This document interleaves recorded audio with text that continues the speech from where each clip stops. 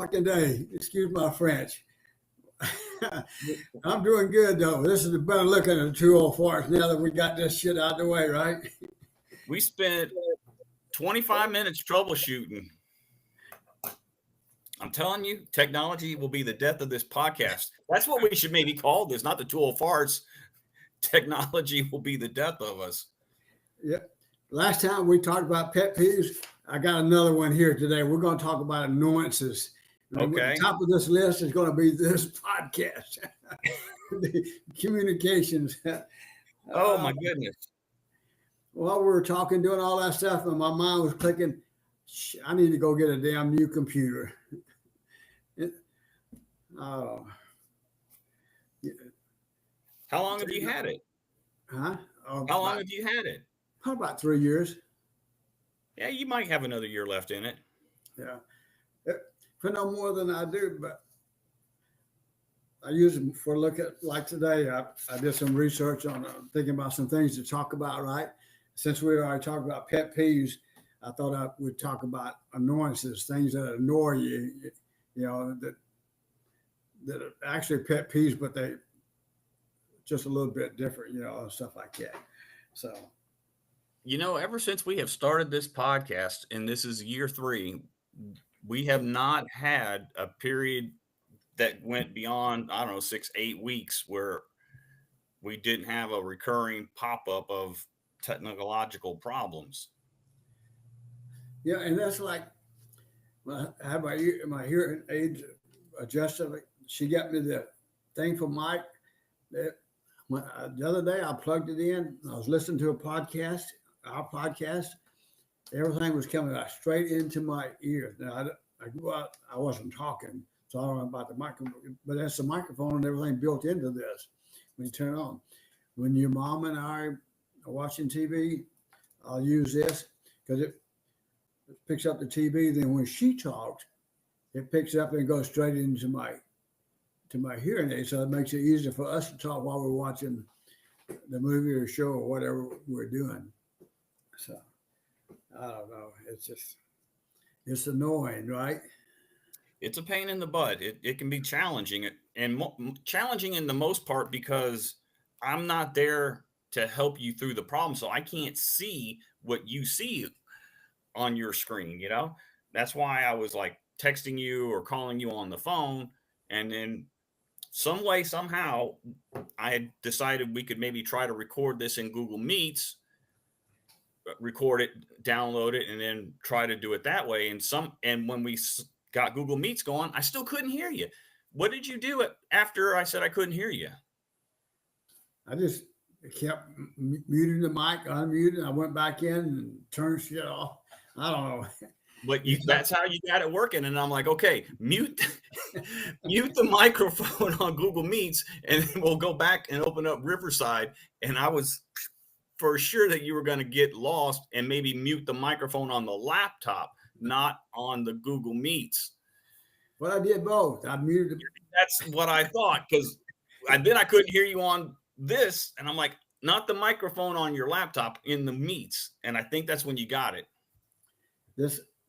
Not only am I deaf and dumb, boy, I'm technologically dumb too. Well, I'm right there behind you. Talk about getting dumb. This past week, last weekend, I was working on some homework for my data analytics class. And there were 2 questions, and each question had 5 parts, an A, B, C, D, E, and F. For some reason, on the homework, I only answered A, B, and C for 1 and 2. I don't know why I did not C or do D, E, or F. So I turned the homework in, but I had changed the format. It was done in Excel, and then I saved it to a PDF file. And the professor emails me back, and he says, "Hey, I think your Excel got truncated in PDF." And he's like, "Because I'm not seeing 1D, 1E, 1F, and 2D, 2E, 2F." So I go back and look at my homework, and I look, and then I go back to the assignment, And sure as shit, I didn't do D, E, or F for either one. So I reply back, hang on. It took me like 10 or 15 minutes to finish it off, send it up. So then I send him week 2's homework a few days later. And he emails me back almost immediately saying, hey, I didn't get did you do the second page of the homework? And I'm like, what? And I go back, and sure as shit, I didn't do the second page of the homework. There was only one question that I must have just skipped right over. This is 2 weeks of homework that I have completely missed something. So don't feel bad about being technologically challenged, because right now I am homework challenged in my data analytics class. Well, there's so much stuff going on and doing things, and you can get. Yeah, that's just every Saturday I got certain routines, because we got our football games, and you had a concert yesterday. I thought you was going to call me. I was waiting for a text message, but then later on I saw that you had a concert, so I figured that's where you was at. But anyway, I got a routine. We'll get pizza. Your mom and I have already decided that we're going to get pizza, and usually I get Papa John's, and they did pretty good. I order from the same place on my laptop every freaking week, same location. Okay, so yesterday I ordered. I drive over to Tesla, which is probably about 2 or 3 miles, right? Young girl, she's really nice. And I said, pick up for Lou. She said, who? I said, Lou, LOU. Then I said, well, maybe it's under Ulysses. Now I spelled my name, and she can't find it. I said, oh, man. Finally, I pulled up, and I had just deleted the email where I got the confirmation that it was made and all that kind of stuff. So I went into my credit card, and I found the receipt that says store number 4626. She said, that's in Alamo Heights. Oh my God. How the heck did that happen? I have no idea. So and she was real nice, and I could tell she knew, because she had no idea where the hell Alamo Heights was. She said, it's on Calabria. I said, okay, I know it's outside the loop, but you have it, because Alamo Ranch is pretty big. No, so we're talking. So anyway, now hang on. Did you say Alamo Heights or Alamo Ranch? Alamo Ranch. Okay. I probably said Alamo Heights, but Alamo Ranch. You did. So anyway, I said, I'll look it up on my maps in my car when I drive over it.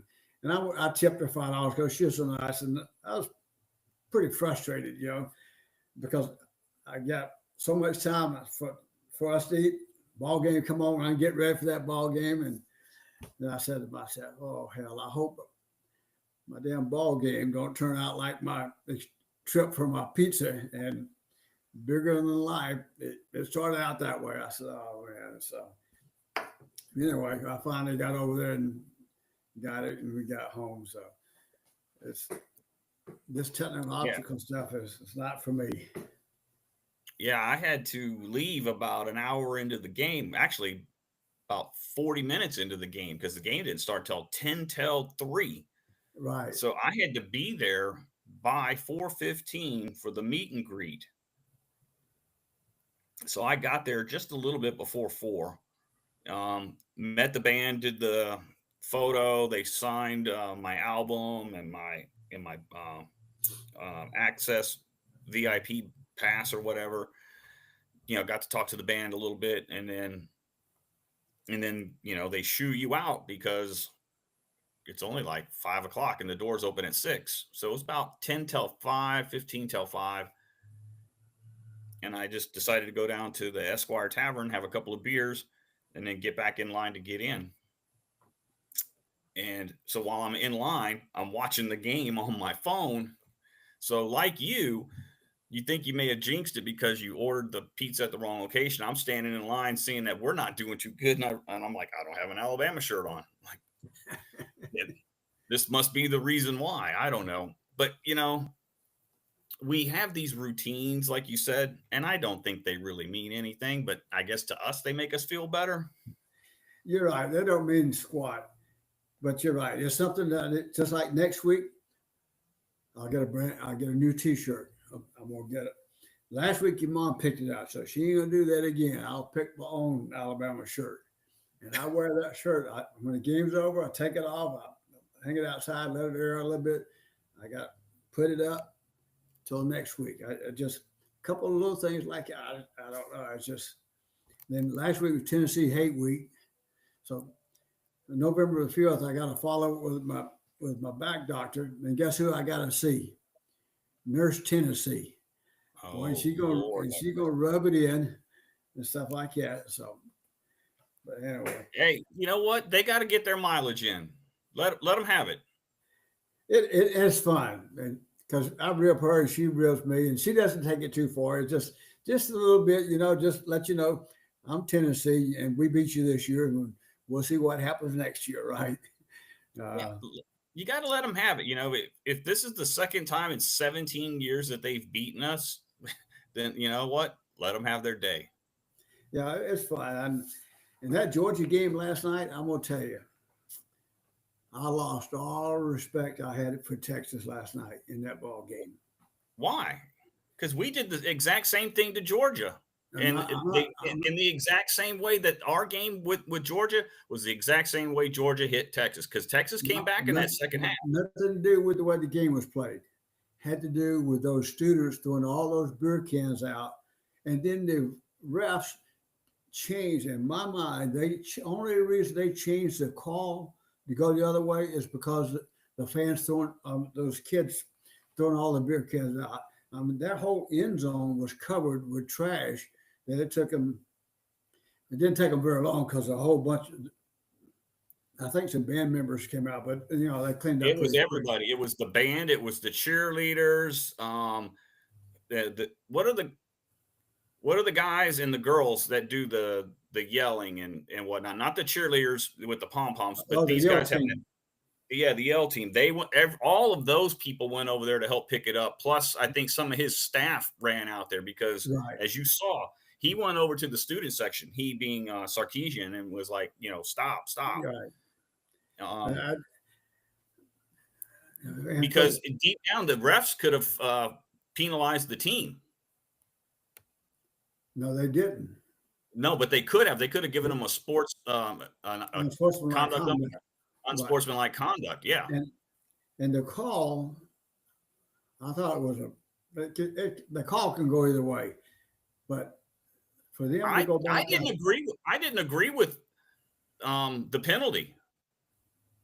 I thought I thought it was defensive pass interference because the offense, the receiver was running towards the defender, and the defender, he was stopped, and he put his hands out and pushed into the receiver, who then the receiver pushed back. I thought the defense was blocking him, but I don't know enough about those rules because they make these slight changes each year. they would throwing themselves on the field, and I get, at first there's only a couple of, well, I get that. There's frustration, and you always have one or two idiots, stuff like that. Then all of a sudden, everything came, and then they looked at it. How many times do you see an official reverse a call on a penalty? Never, Never. especially on a penalty that is not under review. And Exactly. that call, they don't review that call, is what I mean. Yeah. Yeah, and on an unreviewable call, I've never seen them ever in the history of NFL or college reverse a Yeah. call. And for that reason alone, I just lost respect for the. Even the So commentators were like, "I've never seen this before, ever." yeah. So Even Herb Street was like, "Did the students throwing the garbage onto the field cause them to continue the discussions?" I think Because it did. it seemed pretty shady to me. Yeah. So anyway, Maybe the refs had money on the game. well, Hey, like you laugh. we're in Texas, boy. They got a lot of money. How much did they offer Nick Saban 18 years ago to come over there? A lot of Well, money. yeah, it wasn't 18 years ago, but it was probably about 9, Yeah. maybe 10. It was probably 10 years ago. So anyway, it's good and stuff like that. So let's talk about some of these annoyances. Annoyance is an unpleasant mental state that's characterized by irritation and distraction. So that's what that was last night, irritation and distraction from one's conscious thinking. It can lead to emotions such as frustration and anger. The property being easily annoyed is called irritability. And so you get irritable with me, it's like your mom, because I don't speak very well because I got this Alabama accent. And she said I didn't learn phonics, but we had phonics just like everybody else did. So it was just taught different. That's all. But anyway, and one of the things that struck out with mine, remember the Branch Davidian? I do.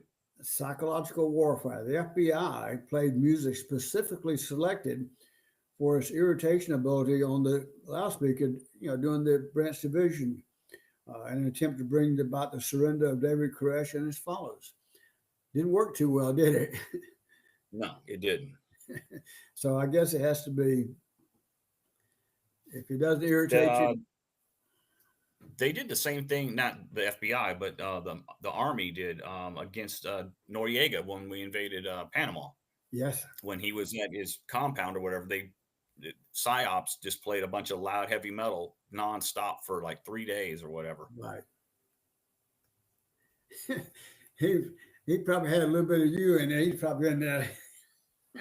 Well, not him, but it's other guys and stuff like that. So anyway, some of the things that there's about 15 things here. One of them was loud chewing. That irritates me. Well, it irritates your mom to know we had somebody chewing gum or when you're eating and stuff like that. Traffic jams. I know this one irritates you. It's an annoyance. Sitting bumper to bumper in traffic.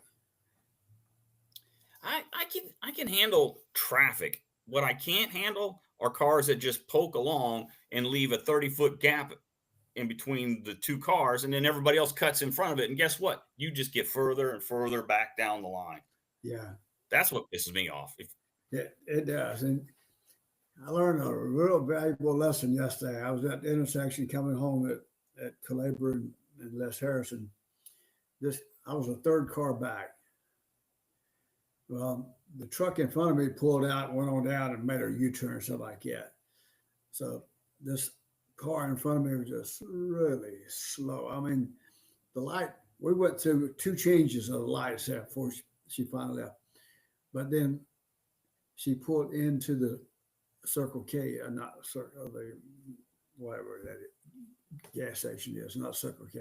But anyway, but there was a little old lady with gray hair, and she looked older than me. And I said, "Oh man, I'm getting mad at somebody." And she's just being careful, and so sometimes you just need to be mindful of other people and stuff like that. But slow walkers, I know sometimes when we go places, I get a little bit slow. I get behind those slow walkers, but sometimes we need to be mindful of who some of those slow walkers are, right? Telemarketing calls, do they bother you? No, I just don't answer them. Yeah, me too, same way here.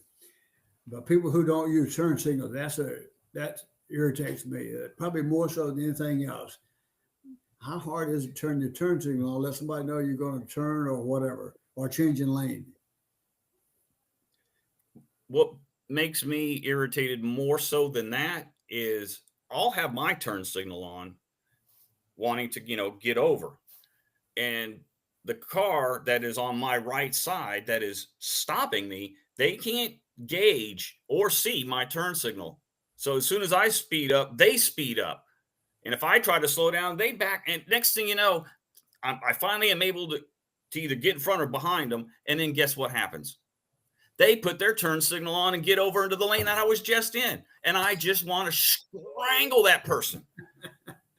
Because turn signals, it doesn't give you the right, but it does signal your intent to everyone around you what you want to do. It's like, I want to get over. It's a request. Okay, I'll let you do that. I don't have a problem slowing down, letting you get over and do those kind of things. I do not either. Not either. One of the other was loud phone conversations. That depends on what I'm doing. Sometimes it kind of annoys me, but not a whole lot. But automated phone calls when I'm trying to call, just like yesterday with that pizza.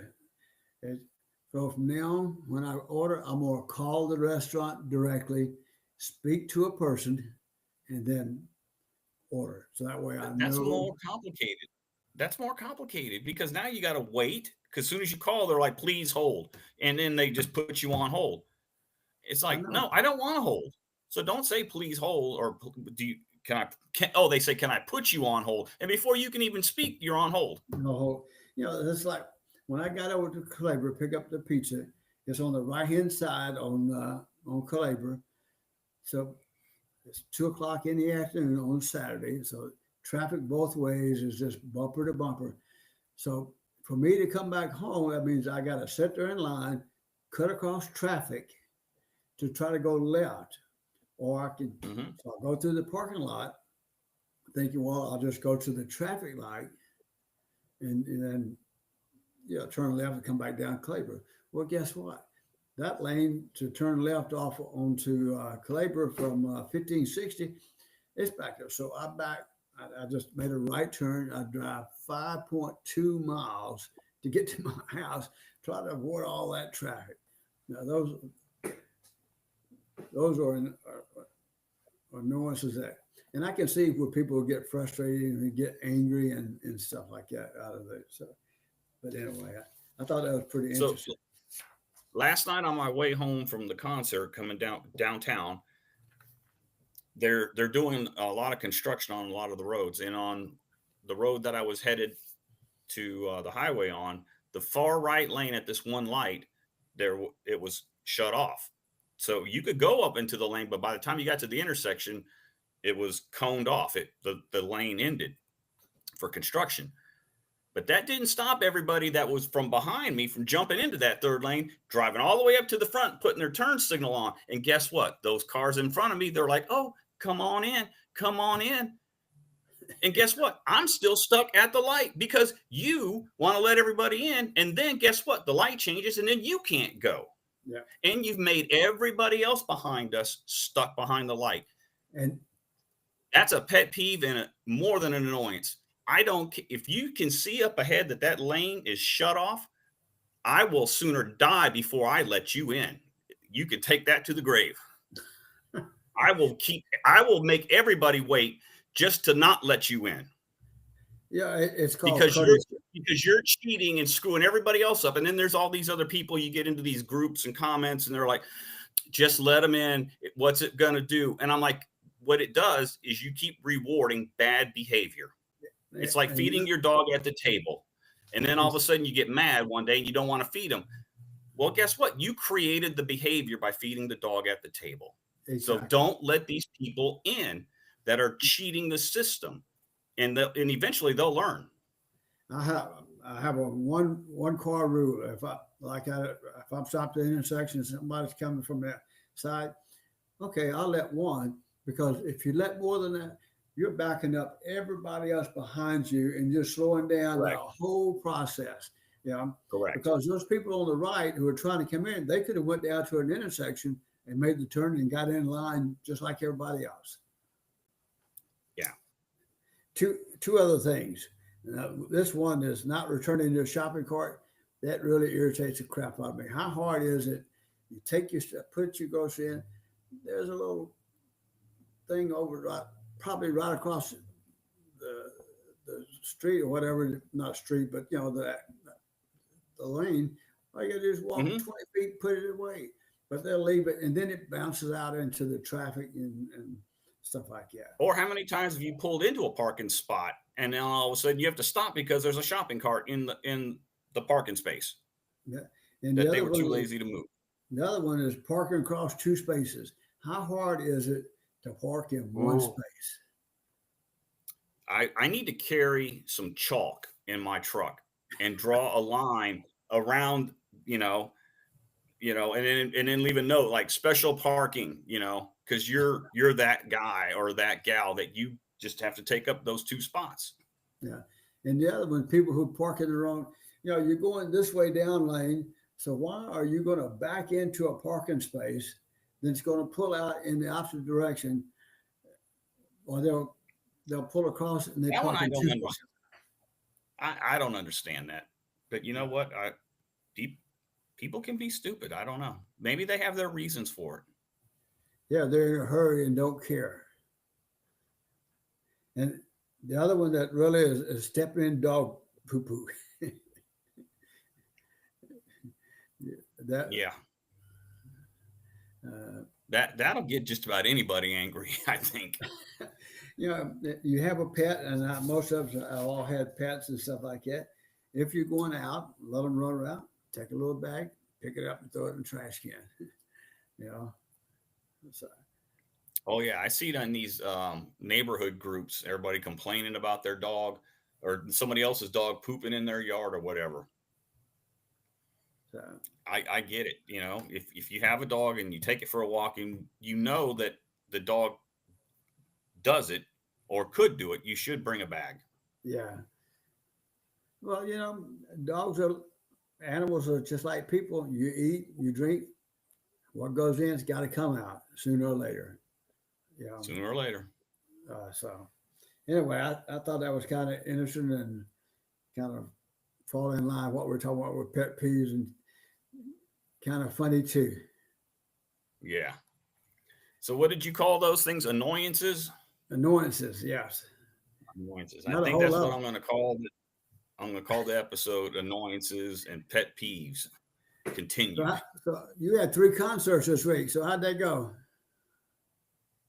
Oh, it it's starting to take its toll on me physically because I tell you what, by Wednesday I was tired and wore out. Because believe it or not, the latest Brenda and I get home are concerts when we go to Floors because they start so stinking late, like 9 or 9:30, Right. And then you got the and traffic then and and then you got all that construction. traffic all the way home. Yeah,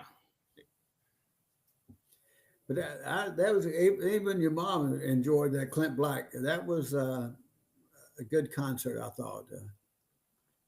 he started off, in my opinion, kind of slow, like the first couple of songs. Right. I, I either the tempo of the music was slow, or maybe he was like a half a beat behind the music. I don't know.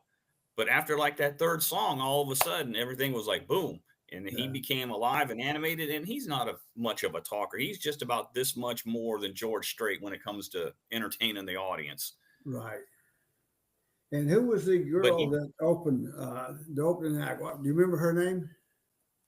I do, but I don't. I can look real. Just give me a quick minute. I'm, I'm going to try to I look was up. really impressed with her. I was impressed with her. I thought she had a really great voice. Uh, you, I don't know how long she's been performing, but she put a little bit into the act. Instead of just standing there like and just singing, you know, I agree with Emily you. Ann Roberts. I'm gonna write that Emily Ann down. Roberts.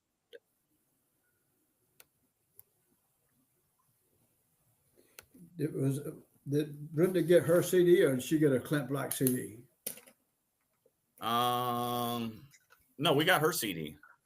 I'm about to look it up and maybe get one. I was really impressed with her. I thought she did a really good job. I really loved her voice. And was she traveling with him? Because she said she'd opened a couple of times for him, right? I think so. They could be on the same label. I don't know how these things usually come together.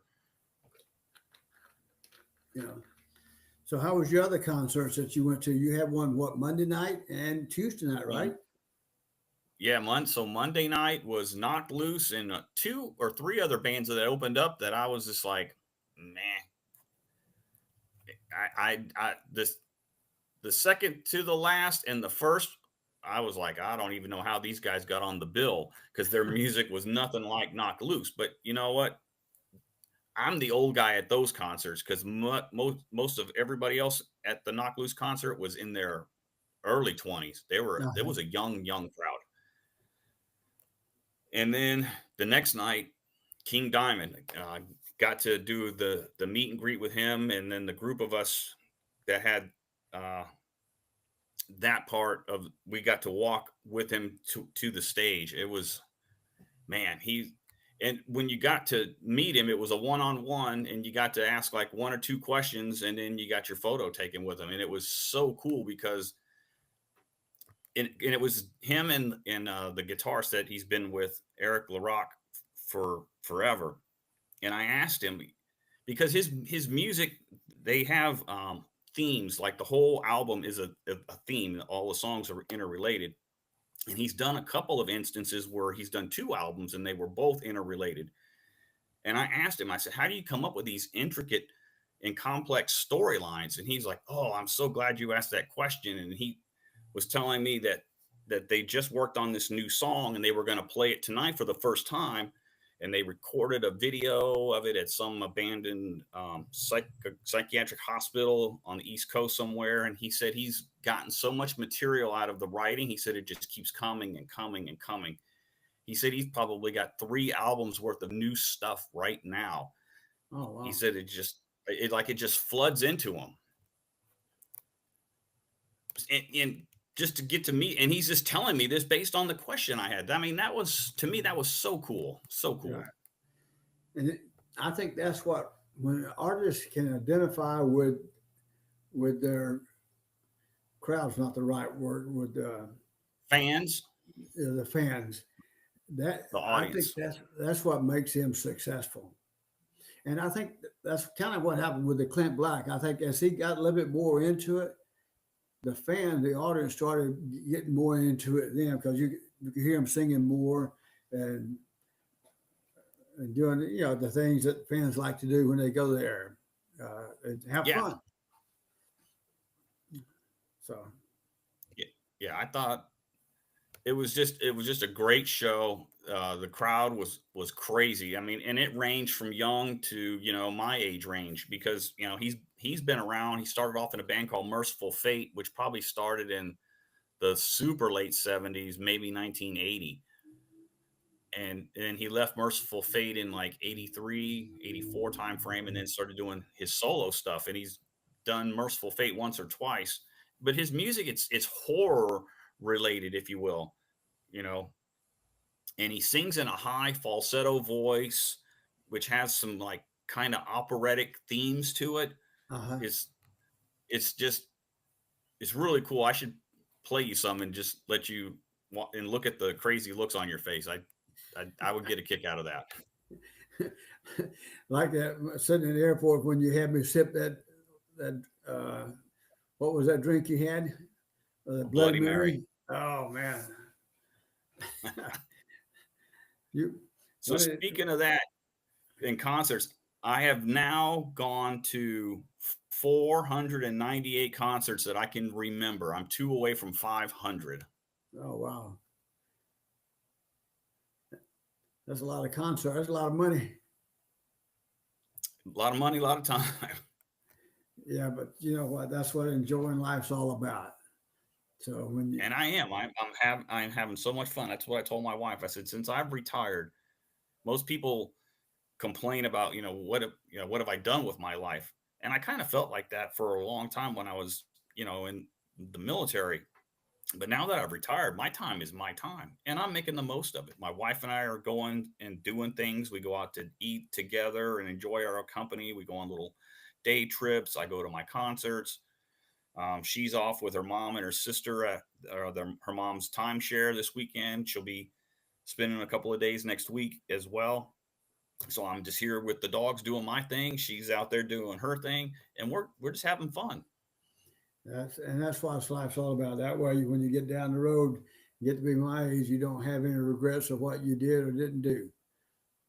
And you and I are doing things fewer and farther between, but the weather's cool, and also and football's on. But we're gonna start doing some more stuff. Yep. There's an off weekend that Bama has coming up, and we need to go do something. Yep. So should be in 2 weeks, because we've got Missouri next, and then I think the next weekend is Missouri, an off week. Then we got a week off. Then we got LSU, Mercer, Oklahoma, and then Auburn. Shoot, at this point, I don't think we could beat I don't think we could beat Auburn this year. I do. I tell you what, I was impressed what we did. I think we're learning, and we sometimes forget that here's Coach DeBoer and here's Coach Saban. They're just two completely different people. And what DeBoer inherited was this guy's behavior and stuff. So it's about changing mindsets and how you do things. So I think we'll. I think we can be the only one that to me I think we're going to have a problem with is going to be LSU. I think that this game. I think Missouri. I think if we play, we can beat them. Mercer. I think we can beat Oklahoma, and I think we can beat Auburn. LSU is going to be a challenge. I read an article last night, and it was the exact same thing that I've told you and I've told my wife. Nobody fears Alabama anymore. Right. And what was I going to say? So last night, it wasn't so much the defense as much as it was the offense this time. The defense kind of stepped it up this time. Yeah. Against a very, very, very good Tennessee. I was Yep. impressed. We held them to what, 15 points? Yeah. So, but South Carolina won last night. Vanderbilt won last night. Yeah, the Vanderbilt won.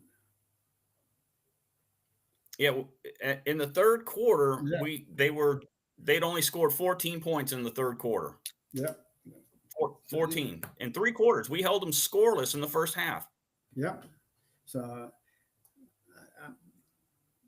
and then they only put up 10, then they put up 10 in the fourth. But you know what I'm saying? So the defense showed up, but we only scored 7 in the second, 3 in the third, and 7 in the fourth. That's offense. That's not defense. No. And there was an article today. I didn't read it yet, and that was alluding to that point too. But so anyway, that's the way it is, and that's what we're going to learn. And I still love my Crimson Tide, and